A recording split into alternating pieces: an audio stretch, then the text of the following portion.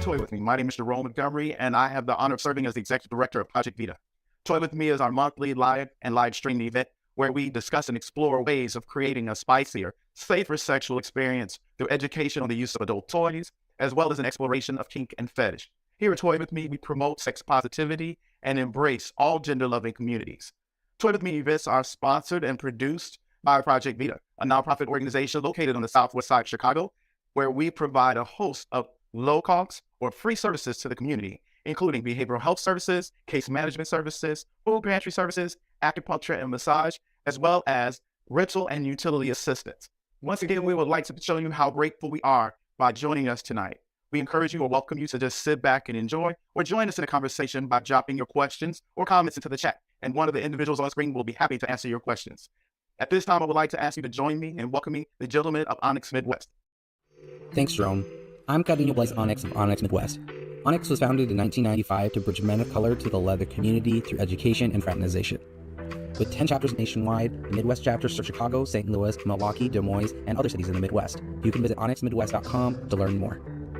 We're proud to partner with Project Vita for Toy With Me, bringing Kink 101 topics to our community, and we hope you enjoyed the show. Thanks. Hey y'all, I am your host Phobos Onyx, and welcome to Toy With Me. This month we'll be focusing on penetration, and I have with me here today, Boy Mayura Onyx. Welcome to Toy With Me. Tell us a little bit about yourself. Well, thank you for having me, Phobos. My name is Boy Mayura. I am the historian out of Onyx Great Lakes, and I am excited to be here in Chicago and doing this Project Vita Toy With Me. Yeah, I'm excited. Oh, well, thank you. Let's get into the topic. What do you identify as top, bottom, or verse, and how did you realize that was a position for you? So ironically for me, I grew up thinking that I was a lesbian and I would do topping most of the time because I was a stud. And when I transitioned, I felt like, a part of me had this stigma around bottoming, and I felt like it wasn't a masculine thing to do. So for a very long time, I didn't bottom. I was like, I'm not going to do it because men don't bottom like that, especially as a trans man. I was like, people are already going to assume I want to bottom, so I'm not going to bottom. And then, after talking with my spouse about it for like a year of us going through different trials and tribulations of sexual kink experiences, they were like, you know what? I really think you're a bottom, babe. And that's okay. And I was a little heartbroken. I was a little taken back, offended. It was an intervention. It was like, you are a bottom and it is okay to be a bottom. So, now I'm a proud bottom. Okay. I can say it proudly, and I am excited to profess it to the interweb right now. Bro, I know that's right. Me, myself, I'm verse, so I have my opinions on the whole thing. Cis male verse. I would ask, have you ever topped or bottom, but you already answered that question. Myself, I have. Have you ever pegged or been pegged? I have pegged and been pegged. What's the difference between topping and bottom and pegging? Give us some info on that. So for me, I don't really think there's a difference just because I am in a relationship with someone who is AFAB, which means they were assigned female at birth. Mm-hmm. So a lot of our sex together is pegging. Okay. So for us, that is bottoming. Like I bottomed during a pegging session. Mm-hmm. And I have been the person who has pegged them before. Sorry, they're non-binary. Okay. So, it's, for me, I think they're the same thing when you're bottoming and you're pegging and receiving being pegged. Yeah. Okay. I was going to ask, do you think there's a stigma for, that comes with topping, bottoming, and verse? You kind of already answered that, but one thing I want to bring up is the stigma of a bottom always being more feminine and a top always being more masculine. I've seen a lot of feminine tops and I've seen a lot of masculine bottoms. Would you agree? I have. I've only identified as a gay man for about 4 years now, mm-hmm. and as I've moved throughout this transition in my life, I'd say, I've started to notice that bottoming looks different for everyone, and there's so much stigma around it that I just think is fascinating, because when you get down to it, it's all just based upon heteronormative bullshit at the end of the day. I heard an interesting point when I was listening to a YouTuber. They said something about a masculine bottom is masculine because they might be emulating what they are attracted to. Do you think that could be true? I mean, in so many different ways, not just, masculine versus feminine, but if you're attracted to someone who's into sports, and then all of a sudden you're walking around with jerseys because you want to attract those people that are into sports, that's kind of how I took it. Yeah, I could definitely see that, and especially when you give that analogy, I've been that person. So I know nothing about sports ball, but if the person I like is saying they like football, I'm there on Sunday, hey, well, guess we're watching the game together. I'll bring the chips and the lube. Now, there's something that's important, just as important as being a top or a bottom, knowing your position, is knowing your status. And we have a toy box here. So let's switch gears for a second and talk about something that people seem to beat around the bush about at times, and that's getting tested regularly. What I have in front of me is this toy box that you can get from Project Vita. If the thought that testing is out of reach, we'd like to remind you that Project Vita has partnered up with Sinai Chicago and is bringing you free testing in the comfort of your own home. All you have to do is scan the QR code or go to the URL on the screen and sign up to receive your free HIV testing kit. Once you receive the test, you take it, call the number provided, tell them the results, and then this little fun little toy box will be sent to you. Now, it's in a discreet black box now, so you don't have, like, you know, the size queen and a rope. It's not see-through. Your neighbors ain't gonna be like, what they got going on over there? It's as easy as 1, 2, 3, form, test, toy box. And let's add repeat on there. Go ahead and play and repeat. Brought to you by the Test, Play, Repeat campaign here at Project Vita. You know, you got to be responsible out there. That sounds awesome. Take care That's of your business. amazing. I got my toy box. It's time for me to go ahead and get another one. It's time for me to go ahead and get tested again. Repeat part. Exactly, that part. Now, back to the topic at hand. Let's get back to the penetration. Right in there. What would you like to start? How do you prepare, like physically and mentally? You know, it depends on what we're doing, to be honest. So I am a fisting bottom, a vaginal fisting bottom. So if we are vaginally fisting that night, I have to clean out anally, because there is a chance that if I am overstimulated vaginally, something can come out anally. So that is something that people don't know that you have to do when you're vaginally fisting, that you have to clean out anally too to prepare yourself. So that's something that I do to make sure that I have no accidents. And you know, I always make sure we have a lot of lube, because lube is necessary. Can't never have too much lube. You can never have too much lube, and spit is just not gonna cut it for fisting. It just don't work for us. I thought you meant period. Oh no, for fisting though. But fisting, like, that's a lot of. I can see that. Yeah. Spit ain't gonna. How do you get prepared mentally? You know, for me, I just kind of let myself relax and let myself go for the day and let myself be in that moment and be present, because we all know there is a bunch of crappy stuff going on in the world, and being intimate with whomever I'm intimate with at that time, it allows me to sink into headspace. So I really take that time seriously and allow myself to get grounded. And that sounds very healthy, because like you said, there's a lot of stuff going on in the world, and it's good to just disconnect and enjoy, you know, what situation is right in front of you. How I would prepare mentally, of course, physically cleaning out, but mentally, since I'm versed, for topping, I have to really be into that person. It almost has to be like an emotional, attraction. Otherwise, it's just, you know, I don't know, I can't really take it seriously. Maybe I just won't get it strong for a person that I'm not necessarily emotionally, but at least got some kind of emotional connection to. Now, bottoming, that's a little bit more easy for me, because, you know, I can just focus on like the Big Mac truck about to slam into the, you know, the tunnel, and that kind of would excite me. It's just, you know, I like the passion and the for lack of a better word, I was gonna say thrust, but that too. Okay, you know, hey. I like and it can be violent, and I don't know why that kind of violence just turns me on. So, I mean, it's just the whole, I don't know. I am here for it. I am here for it. I was gonna say, if you're watching online, we do have some audience members that have questions. I'm gonna remind you at home. Go ahead and type that in, and we'll read them and we'll answer your questions. We do have a question though. And Phobos, yeah, so we have an audience question right here. This is Antonio, the audience facilitator, for those that can't see me right now. Chucky, what's your question? So I was wondering, what do you mean by violent? The smacking, the sweating, the grunting, the motion. Like, if you really into it, you hear furniture moving. It's like, it sounds like somebody's. Okay, let me tell you this story. So I had a roommate. She was a female roommate. Our rooms were right next to each other. And I was just laying on my bed on my laptop, and I'm used to people outside of the window, like, getting into it, arguing, fighting, or something like that. So I hear a struggle, and it's like it was in the next room. I'm trying to make sure she ain't fighting nobody. So I take my headphones off, and I'm like listening, and I hear sex, and I'm like, oh, now I'm so much of their business. Okay. But, you know, that kind of sound, that kind of, you know, that smacking and everything, it just excites me. That's passion right there. That's passion, and it can be violent. It sounds violent for somebody who's not participating. Well, so I think we had another question from another audience member.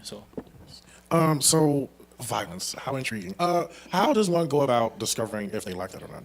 Like, what are some safe practices to, you know, because everything, when you try to do your research on things, obviously you want to do things in a safe way. How do you go about finding out if violence is something that you're into? Well, in my opinion, the first thing you can do, communicate with who you're going to connect with. Second thing, get tested. Unless you two people want to use protection, or just have a game plan before you even get started. Then get to know each other and figure out what you're looking for and what you want to give. If you're topping or if you're bottoming, make sure that that's a person that understands that you're maybe new to this, you're trying something new, and have patience with you. Don't just go in, or don't just, you know, because there's the thing is, I don't know what to call it. I don't want to call it bottom shaming, but let's say if someone can't take the top, and then the top is disappointed, instead of them being like, oh, it's okay, whatever, they'll shame the bottom, thinking that something's wrong with them. That's bottom shaming? I mean, yeah, but then maybe it was the top. Maybe you don't know what you're doing. But I think communication is key. What would you say? What would you think is the best way to start, like, from the beginning? You know, I think you hit the nail right on the head. Like, communication. Communication is so important. And, you know, always making sure when you're doing something like that, safe words are important. So if you get into a situation and you decide, okay, no, I didn't want to be this violent, you have a way out. So making sure you communicate before anything happens. Hey, this is my safe word. If I say this, consent matters. I can take that consent back at any time. And even during, if you can say stop, but you can also say keep going. You can also say go faster. You can also say, let me just not go down that rabbit hole. But consent is key. Mayor, what's your safe word? Pineapple. Bubbles, what about you? It would change with whoever I'm dealing with, because certain words might come up and it has nothing to do with what we're doing, but pineapple might come up. I'm like, did you eat some pineapple today? Anything, anything can happen. But it would be pre-planned for me. It would be a mutual word for me and the person. So I don't have a set one. But also talking about preparation, cleaning out. When cleaning your butt, prioritize safety by avoiding excessive water pressure, ensuring lukewarm water temperature, and not overdoing the cleaning process to prevent micro tears and potential infections. Additionally, remember that the anus hosts beneficial bacteria vital to gut health, so aim to strike a balance between cleanliness and preserving this natural microbiome. I don't know how to say that word. I ain't gonna lie to you. Yes, Ms. Frizzle, yes. Following these guidelines will help you maintain hygiene effectively while safeguarding your overall health. So you gotta know what you're doing. You can't just hear word of mouth. You can't, oh yeah, you put this here, you turn this on. What if you turn it on too high, the water pressure? What if it's too hot? It is terrible. The first time story time. Y'all, I got a shower shot off of Amazon. Just I got one too, I ain't opened it yet. Out of pure curiosity, because I read something on Tumblr that was like, if you want to get into anal, you need to learn how to clean out. So I get into the bathroom thinking I know what I am doing. I've gone through Tumblr. Tumblr has taught me what I need to know. Tumblr did not teach me what I need to know. I turned it all the way up. I put it on the temperature that my body was, and I laid there and cried for an hour because I was not okay. Oh. So yes, make sure you know what you're doing. Someone in the audience said that temperature you was making chitlins. Oh my gosh. Oh it my felt goodness. like it. Now we have someone who has a little bit more information from TikTok. Let's see what he has to say. You're not alone, and a lot of guys struggle with this. There are a lot of factors that make an impact on how long it takes to clean out, including your diet, when you last ate, medications you may take, chronic conditions like irritable bowel syndrome that you may have. So try not to compare yourself to other people, but there definitely are things that you can do to make it a better process. Fiber supplements are key. Fiber twice a day really cleans up the residue in your colon and makes it so much faster to clean out. Also, don't overdo it with the water. If you put too much fluid up in your rectum, it's going to spill over the top curve of the rectum into the rectosigmoid junction and make the process longer by loosening up more stool above the rectosigmoid junction and making it a messier process and a longer clean out. So remember, you only need to clean out the last 6 to 8 inches of your rectum unless you're doing some heavy duty play. The more you know. Now, those are some good points. Fiber is a win-win, not just to clean out, but it's good for you anyway. I'd like to remind you that you can revisit old broadcasts, suggest future shows, and you'll be one click away from signing up and getting a free test and toy box on our new page at projectvita.org/toy-with-me, no spaces. And speaking of the toy box, here's a little more about it with a video from Mount Sinai. Let's check it out. Hey, tell them what you doing tonight. Hey Eric, Project Vita is doing a Toy With Me party on Zoom. Nice, what's that all about? They focused on this and sex positive topics, and they're going to be offering free home HIV testing kits to sign in the Infectious Disease Center. HIV home test kits, how does that work? So they're going to share a link in the chat where you can sign up to get your own test kit. Okay, I've been wanting to get tested, but I didn't really want to leave the house. I feel you. You just give them your contact info, and someone from Sign will contact you to send out your free home HIV testing kits. They'll put it in an unmarked box to your mailbox. Okay, then I do the test by myself. It sounds kind of difficult. It's not that hard. Once you get the test kit, it's pretty easy. Just follow the step-by-step directions, and you'll get your results in about 20 minutes. Let Sinai know that you took the test and what your results were, and you can even call them and they'll walk you through it. Sinai will then contact Project Vita to let them know that you took the test, and they'll send you out a complimentary gift back. Can those help me access PrEP and any other sexual health needs? Yeah, of course. Sinai partnered with Project Vita to provide sexual health education, prevention tools, and medical treatment to the community, and they have lots of services too. Sounds awesome. I definitely want to go and get tested at home, and I'll do the Toy With Me party too. From the comfort of your own home. Now it's time for Just a Tip. This year's Just a Tip is brought to you by our audience facilitators. Hey, everybody. Antonio here, the audience facilitator, and I'm here to talk about lube. So when looking for lube, you always want to make sure that you see the date because lube can expire. So make sure the date is good. Water-based lube is best for skin-to-skin contact. Oil-based, you should not use on condoms because it can deteriorate the condoms and toys. So remember, oil, not good for toys and condoms. Water is your best bet for that, and it's easier to clean up. I like Uber Lube. That's my favorite lube. It's an oil-based lube. It's a hybrid, but check Uber Lube out because it's very, very good. What about y'all? What do y'all use? I would have to say spit. Goes with the whole violence, the barbarianness. So, how about y'all? How about you? You know, I love this. It's random lube called Probe that I found at it's cheaplubes.com, but it has like all the different kind of lubes. But I found it at IML one year, and it's the best gel-based water base. It's a gel water based lube, so it's like it has a sticky consistency for fisting. Oh, okay. That's what Cheap. makes sense. You said cheaplube.com? Yep, cheaplubes.com. It has every lube that you want on there. The more you know. So look at your lube, kids, and consent is key. I know, right? Consent is key. We already talked about favorite types of lube. Now, what piece of advice would you give someone? Thank you, Antonio. What piece of advice would you give for someone who is topping or bottoming for the first time? I mean, we kind of talked about this, but if someone were to come up to you, let's say, hey, I'm bottoming for the first time. This is a guy that I'm trying to get to know, and he's some big deal. He's always topping people, so I hear. What would you tell me to do? You know, it depends. If it's that, you know, actually, either way, I would tell them to take it slow. You know, be honest with each other, have great communication with each other. Make sure you are taking care of yourself, taking care of what you need to do. So making sure you're either using protection or you're tested. But taking it slow and communicating through the process is really important and key. I would say with that kind of intimacy, it's time to basically lay all the cards out on the table. Don't try to, cap, like they say these days, and be like, oh, yeah, I can take all of that. Oh, yeah, I'm the queen, I'm the king, no, not when you're not. You better let that person know, because they get up in there and find out you're on the novice level, and it won't be pleasurable for you. But I would say communication. Once again, just be open and honest. If you're going to be opening your legs to somebody, open your mouth. Well, you do that too. But open your mouth and tell them, what they're getting into and what you expect. Because you could say, hey, I can do all of that. I'll be bouncing on them, and your idea of bouncing on them is different from theirs. So, Exactly. do we have any questions from the audience? I'm an open book. I like to talk about stuff. So we do have some questions that we got through online as well. Okay. So they're asking best safe way to have sex. What do y'all consider is a good safe way to have sex? And I believe they're speaking about maybe causing the least harm reduction. Okay, I was about to say that, like, safe from what? There's a lot of things you can get safe from. Safe from getting arrested doing it publicly. Safe from STIs. Safe from physical harm. But they're going the physical harm route. So, like you said, I would say take it slow. You can't just go in there. And it's speaking mainly for the bottom to protect themselves, so they don't feel that kind of harm. But also for the top, be mindful of the person that you're dealing with. Keep asking questions even during. It's not like you set everything up. You just go to town with your eyes closed and your ears closed and not listen to the person. It's an ongoing process to check in with the person that you're dealing with. Is what I would say. Yeah, and I would also go back to that conversation of like making sure your bottom is comfortable by doing the basic things of making sure you continue to add lube. Like if things are drying up, if it's not pleasurable for you, it's not pleasurable for your bottom either. So like, one thing you can do is try to open up with smaller things or even bigger things. Get you an at-home test kit, get you a kit, and you could probably get you a size queen. That way you can open up the bottom, or the bottom can open themselves up. They can be at home practicing, and then when they go with that hot top that they saw every week at the bar, then they'll be ready. Yeah. So there's also some personal responsibility too. Yeah. It's not always up to just the top, unless you got that kind of dynamic. So are there any more questions?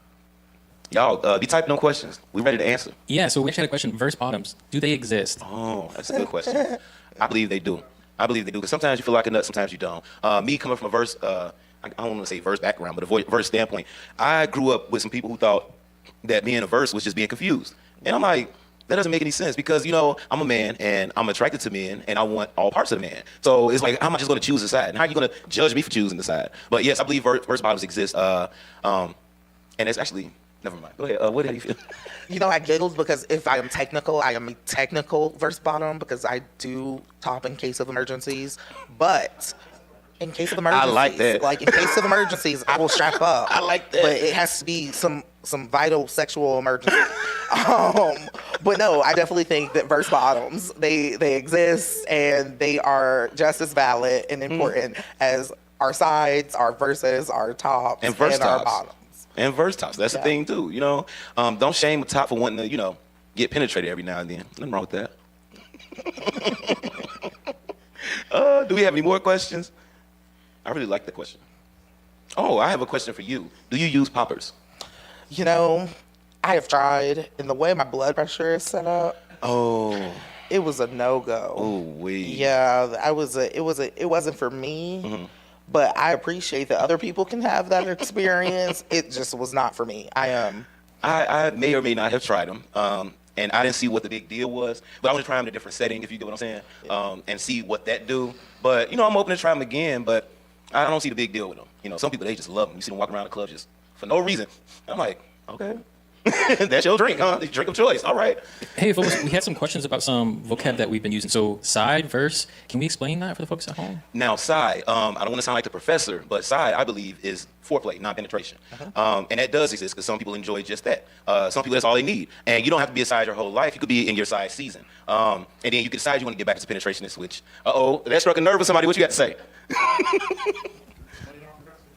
Who, me? Because you was ready. So I may or may not have side moments. So during the panoramium, I may or may not have edge for a max of about 5 hours. Impressive. I only stopped to urinate. Wow. But for me, it is it's a headspace thing, and I'm able to. It's almost like meditation for me. Oh, edging? Yeah. Okay. So it's really about getting to that height and stopping yourself before you come. And so when I do penetrate, because I edge, I'm able to go longer than before I started edging. Okay. So I literally probably edge sometimes maybe an hour a week. An hour a day, I should say. Oh, so you an hour a day. That's your edging. That's your lunch break. No, so I wake up every morning about 5 to 6 in the morning, and so I have enough time. I already have my clothes laid out, so I know, and I don't have to watch porn to edge. Now, with you edging, that's not penetration, of course. Would you consider that as side? Yes. Because it's not penetration and it's just you. So, okay. I never really thought about that. I thought of side as involving more than one foreplay, person, yeah. but no penetration. But I guess you could side by yourself too, right? I guess so. Yeah. That makes sense. Listen, if you don't love yourself, how you gonna love, or whatever that girl said. Truth. That's true. You had a question, right? Because you raised your head at the same time. Let's hear it. So when it comes to bottoming, I know sometimes at the beginning, and this is for like more newer people, but I know sometimes at the beginning it can be painful. So I guess my question is, how do you know when the pain stops and then the pleasure starts? Or how do you decide how long does that period usually take? For me, it's my body that decides that. Maybe my mental too, because like I said, I'm going into it with the barbaric, violent kind of standpoint. So I'm expecting, some slapping, some smacking, some sweating, maybe some cussing, maybe some spitting too. But, I go into that with that mindset, and pain is going to come with that, but it's going to turn to pleasure. It's just up to my body when that's over. Yeah, I'm pretty similar when I do anal stuff. It's very much up to my body of like, this hurts a little bit more today than normal. I always recommend especially for new people who are starting out with anal to plug before doing things. So I'll keep a plug in for like an hour beforehand just to loosen things up and get things prepared for what's going to happen. So I definitely think that's a beneficial tool to have, and that can help kind of gauge between the pleasure and the pain. That's a good point. Butt plug. Butt plug. Well, you plug it in the butt, so it's a butt plug. No, you could do a vibrator, but like I said, using one of these and getting yourself ready. That way you have control. Okay, another question. Earlier in the discussion, you all talked about shower attachment for cleaning out.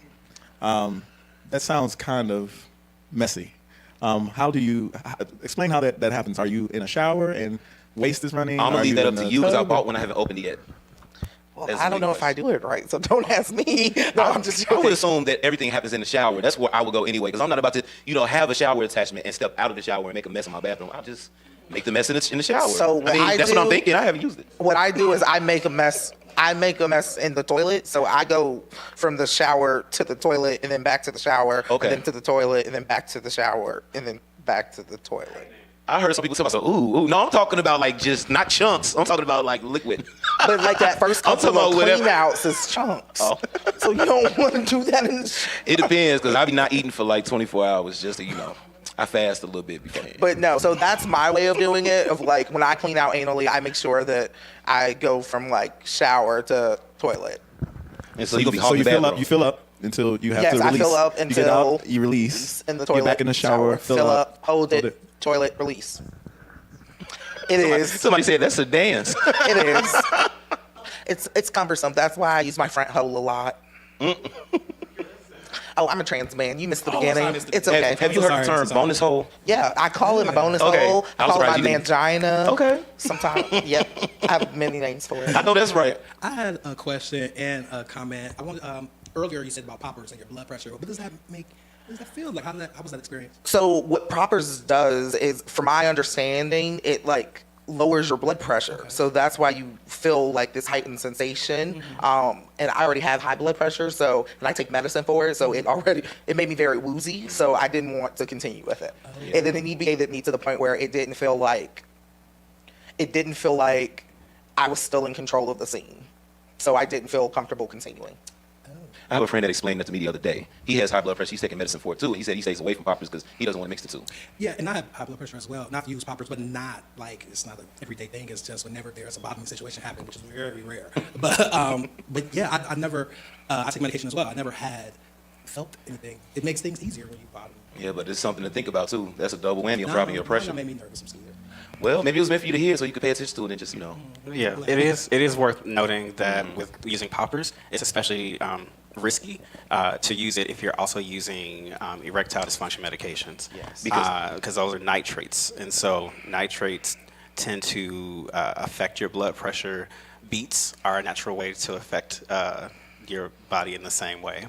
Sometimes people take beet supplements to get an erection. So if you are playing with poppers and you are using something that is for erectile function, be very, very, very careful. And as always, consult with your primary care physician. Always. We had another audience question back here. We do. I guess it kind of goes back to what he said. Are there any natural alternatives for poppers, or like things that are kind of commonly known to provide the same effect? That I don't know. Do you know of any Weed? So we're getting some weed in the audience or some weed suggestions? I'm hearing weed. I'm hearing muscle relaxers. Edibles that falls under THC. So I know for me, so first of all, I mean, since we're being transparent, I've actually never had to clean up when I bottom. What I do is, if I know I'm bottoming, I obviously stay away from any dairy at all, and then I just go on like a bottom-friendly, little diet. See? Because I realize, like, I'm not gonna lie, like when I hear people like, oh, I cleaned out, I'm like, I don't do that. And I've never cleaned out, like at all. Like if I know for a fact I'm about to, get down with the get down, I just watch what I eat that day. So it's just bottom friendly, so I can avoid all that mess. Because let me tell you something, I clean out for 30 minutes and I get only 10, 20 minutes of good time. Oh, we're fighting. Do you hear me? Because now not only did you waste my time, but you wasted my back fat. That's a problem, and we got to take that over to the Lord. That's just round one. See? So the natural stuff for me is weed is very relaxing for me. If I smoke, oh, baby, you better get ready for like 4 or 5 rounds, baby. That's demon time. That's weed time. That was a really good question. I want to look into that more to see other natural alternatives. I like that. Yeah. So I got a question. Phobos, both of you. Because I know what I do. Do you have a top-friendly diet? Oh, you know what? A lot of people say tops can eat what they want and all that stuff. I deem it as not necessarily true. Because depending on what you're into, if the top eats all this junk and is nasty and let's say they come taste like battery acid, that's not fun. Tops, drink enough water, drink fruit, eat fruit, eat pineapples. Just eat things, have a diet that's gonna, have something not so disgusting coming out of secreting from your body. That's what I would say. They say tops can eat whatever they want, but I mean, while you're having sex, you don't want your stomach gurgling and going crazy. So if you're a top and you have acid reflux, don't eat that pizza and them fried wings before you start, because now you're gonna be feeling it while you're going up and down, and so that's taking some personal responsibility. But tops can't eat everything. I think that's a myth. Yeah, I think that is too. And I also think about the fact that even bottoms need to think about what they're eating as far as like vaginal bottoms. Like I'm a squirter, and all the time we talk about like the fact that like your squirt, the taste of it changes based upon what you're putting in your body. Mm-hmm. So that's important for you to do and know that like, hey, if I'm eating asparagus, it's not gonna taste very well. You are what you eat. If I'm eating you, it better taste good. Well, it don't have to, not all the time. Just most of the time, just a courtesy. If there aren't any more questions, do we have any more online? Do we have any more from the audience? I have a question earlier about studs. So what is a stud? You want to answer or you want me to answer? I mean, I did say I was a stud, so I guess I'll answer you brought it up. Y'all seen that show, Hoochie Daddies? No, I'm just joking. But it is such a good show. But nevertheless, a stud is a AFAB person, an assigned female at birth individual who is masculine presenting, but is not transgender. They are still a feminine, sound body of mind. They consider themselves a female. They just happen to like masculine presenting attire and stuff. maybe even like the haircut, the hairstyle, maybe even the mannerisms, the way they stand. Because I grew up around a lot of studs who are females that consider themselves studs, soft studs, hardcore studs. What was the word for that? No, this is derogatory. Now I ain't gonna bring up that, but soft studs, because vocabulary changes. It's kind of fluid. I'm trying to think of what word it is now. It starts with a D. Oh. Yeah, because I knew some lesbians that considered themselves that because they were so hardcore at being a stud that they was like, oh, I'm not just a stud. I'm like, oh, go ahead, girl, with your bad stuff. I've known those lesbians. I know those lesbians today. Oh, they were still like, no. Yeah, that's what it is, I'm like, okay, well, that's what you want to be called. That's what I'm going to call you. So if there aren't any more questions for now, I got some announcements. I have some announcements from Onyx Midwest. Our next Onyx Bar Night is this Friday, and it's going to be called And Why Aren't You in Uniform on Friday, March 22nd at Jackhammer, 10 p.m. to 1 a.m. And as a reminder, if you're interested in joining Onyx, please come by the bar night and ask any of our members more about the organization or visit onyxmidwest.com. I would suggest going to the bar night because it's about to be a blast. But let's talk about IML 2024. Also at Onyx, you can come and visit us at IML. We'll be having our renowned dance party Saturday, May 25th at the Baseline Bar from 10 to 2:30 a.m., 10 p.m. to 2:30 a.m., Memorial Day weekend. To get in free, you can pre-test with Project Vita leading up to the dance or test at the door. Otherwise, it's a $20 cover. You don't want to miss this dance. It's about to go down. Stay up to date on all of our IML news. Go to onyxmidwest.com/IML. Now, I missed the one last year because I was in the contest, but I'm going to show out this year. Now, we have an announcement from Latine X Health Summit. We are excited to announce Project Vita along with VIV, AFC, and our partners from health providers across the Chicagoland area will be hosting a Latine X Health Summit, a health summit focused on gay, bisexual, and same-gender loving men's health. There will be health workshops, services, speakers, food, and more July 14th, hosted at Joe's on Weed Street. I have been there in a very long time, but I know what it is. That's a huge bar. Really? Yes. Empowerment Echo.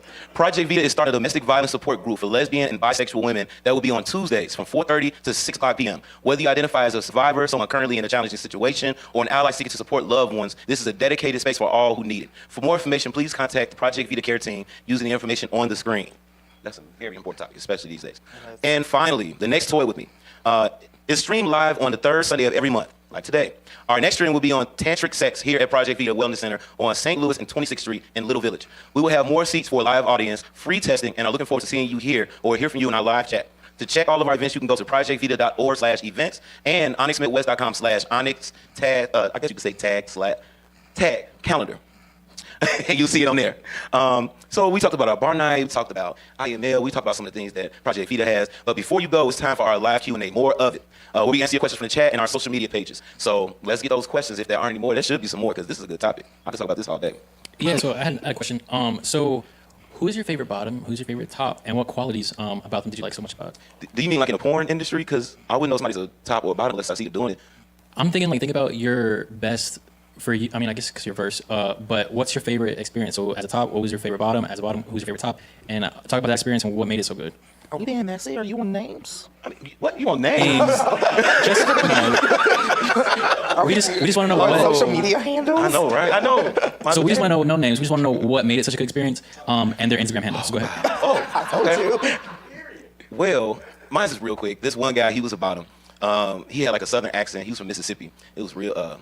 I love hearing him talk, but I also love hearing him moan too because that was the first time somebody jumped on top of me and just took control and kind of like just grabbed me and rolled me like a horse, and I was like, okay. Yeah, so that was the first time that happened, and that was the best experience for that. Shout out to him.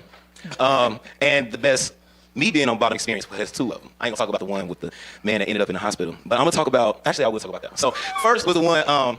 I was in San Diego, and it was the first time I had a bear. I was mauled by a bear. Big old hairy, stocky. He was like probably 6'4". What? About the man in the hospital? No, you said a bear. Say maul a bear. Oh no! I got mauled by a human bear. I would have been smiling. But no, he was more. He was smoky. Yeah, big old hair. That was the first time I had that experience, so that was my favorite experience with that. But this one time, I was in my 20s, like early 20s. He was like early 40s. We met through some friends. We were in the basement. We fell asleep. We woke up middle of the night, started getting involved. I was the bottom. He was the top. All of a sudden, we were in the middle of it, and he had an asthma attack. So I'm like, what's going on? We woke up everybody in the house. I took him to the emergency room. I'm standing there, in the lobby. The lady come back. It felt like I was on Noah's Ark. She come up to me, oh, you could go back there and look at her like, girl, calm down. This is not my man. So I go back there and I'm sitting there looking at him. He got the mask on his face, the oxygen mask, and I'm just looking at him, just shaking my head. And he go take the mask off. I said, it was good too. Put your mask back on. I'm just sitting there still horny, like. Anyway, so that was my favorite experience only because in that moment, his friends was like going off on him, like telling me, "Baby, that's your claim to fame. You put that man in the ER." I'm like, okay. You know, I mean, and he said it was good. So too bad we didn't get to finish, but. I can't top that, y'all. I didn't put nobody in the hospital. I actually took him there too, so you know. Oh wow, you know. I wonder what he had. Maybe we can finish what we started. You should hit him up. I am. Yeah, after this, just send him a text. It's like, I've been thinking of you. Yeah, I told the world about Toy With Me about you. But do you have any stories? You gotta have it. You know, I would say 2 different experiences. Both of me bottoming and getting really into like headspace so far so that like, you ever have that feeling where your legs give out and you like can't, you go to like. You mean when they shaking? Yes, and you like go to stand up and you just fall. I have had that. I've had that experience. I say I have that experience almost 95% of the time with my spouse. My spouse is that good at sex. Oh my goodness. So I am very lucky that my spouse gets my body. What's their IG handle? For research purposes. For networking purposes. Network purposes. For networking purposes. And you know, I would say the secondary time is my other partner is also very good at laying it down. And I am just fortunate enough to have 2 very good You partners. got the best of both worlds. I do. I have the best of both worlds of being able to be pleased. I ain't mad at you.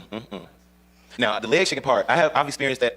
One time that stands out, I don't know if I experienced it before, but this one time was when I got to boot camp, and there were people doing stuff in the showers, masturbating, whatever they doing. Me, I kept my hands not even to myself. I just didn't do none of that because I'm like, I'm not here for that. Let me be professional. So 2 whole months, me not touching myself. Then I got out and I was like, okay, let me see how long I keep this going until I linked up with somebody.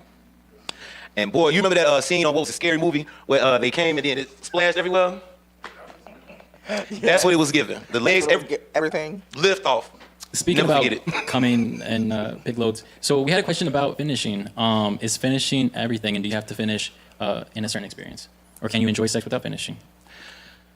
Me personally, I feel like I can if I have a not necessarily connection, but like I guess you could say a relationship with that person. Like if this is a person that I link up with from time to time on a regular basis, then we don't have to finish every single time. I can finish next time, or I can not finish next time, finish the time after that. But if it's someone who I finally got my hands on and I'm like, you know what, we're just gonna go all the way, But I feel like you don't have to. But if it's that spur of the moment and it's that person that I feel like I need to, or at least make them. You know, I think finishing is an interesting concept because it looks different for different anatomies. So like I can come 10 to 15 times a session, but that's because the female body can do that. Like AFAB bodies can do that. So I think that like AFAB, again, meaning assigned female at birth. I think that that's a beautiful thing that I just am able to be able to like 2 minutes in, I'm like, oh, well, there's the first we can one. keep going, but if you stopped right now, I'm good. But like, you know, it's different for AMAB people. Like I don't know how I would feel not being able to get off. Like that would be hard. Blue balls is hard. Now, another thing for people that are assigned male at birth, I guess there's a stigma, which sometimes is true, that when we're finished, it's time for us to just roll over and just be like, I don't like to do that because I like to please my partner. So if I do finish, it's like we can keep going until you finish, but you're gonna have to time it because if I'm ready to finish again, we just gonna have to keep going. It's just gonna be playing leapfrog, Because you're gonna have to catch me in that in a couple of minutes where I don't want to finish again. But if I'm back up, here we go. Let's start our engines. We got a question? So I'm trying to figure out how to say this. What happens if you is it okay not to finish? Yeah. Because I've been told that I got this friend who has had very intense orgasms and it's stopped the room. It stopped the room. So everybody just, I'll have what he's having. That's what everybody was doing. One of those. So my friend, his longest continuous orgasm was 2 hours.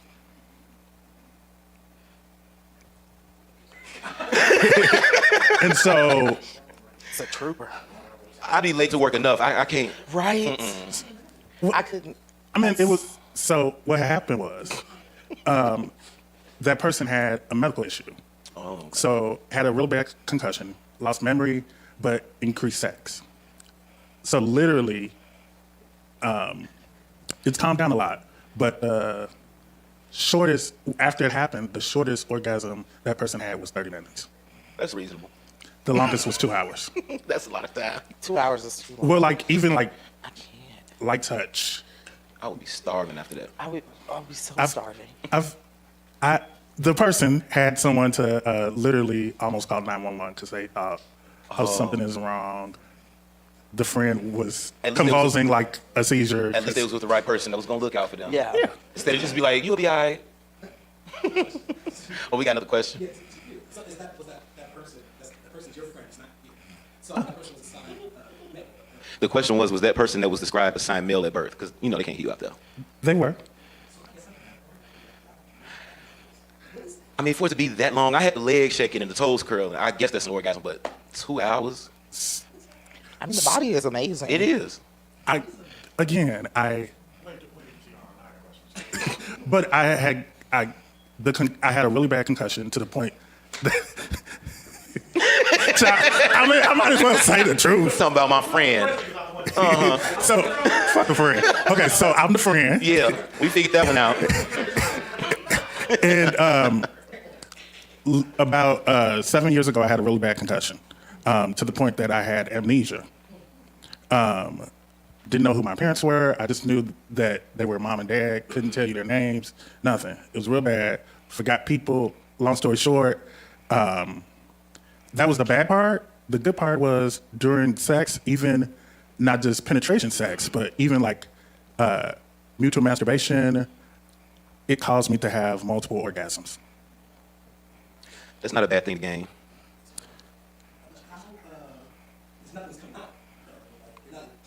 Is it like your nerves are still like jumping? Literally, you touch my nipple and I'm shaking. It's almost like a superpower. Again, I'm legendary for a reason. I see. Well, I hear. Do we have any more questions? And what's your IG handle?